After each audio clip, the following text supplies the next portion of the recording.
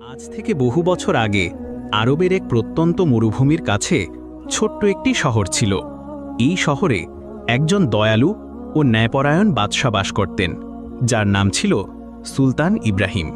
তার রাজত্বে প্রজারা এতটাই সুখী ছিল যে শান্তির ছায়ায় বাঘ আর হরিণ একই ঝর্ণায় পানি পান করত। সমস্ত জীবজন্তু সুখে শান্তিতে জীবনযাপন করত। সুলতান ইব্রাহিমের একমাত্র পুত্র ছিলেন শাহজাদা আবদুল্লাহ। তিনি ছিলেন অত্যন্ত বুদ্ধিমান, নেকদিল এবং সব কাজে পারদর্শী ব্যক্তি, কিন্তু অতিরিক্ত আদর যত্ন তাকে কিছুটা একগুঁয়ে করে তুলেছিল। যখনই তার কিছু পাওয়ার ইচ্ছা তার মনে জাগত, তা না পাওয়া পর্যন্ত তিনি শান্ত হতেন না। একদিন শাহজাদা আবদুল্লাহ শিকার থেকে ফিরছিলেন। চলার পথে তার সৈন্য ও শিকারীরা পিছনে পড়ে গিয়েছিল, আর তিনি ঘোড়ায় চড়ে অনেকটা এগিয়ে গিয়েছিলেন। তখন মরুভূমির তপ্ত রোদে তার তৃষ্ণা পেয়েছিল। চারপাশে তাকিয়ে তিনি দেখলেন তিনি শহরের একটি এলাকার নিকটবর্তী এসে পড়েছেন, যেখানে কাপড়ের কারিগররা বসবাস করত।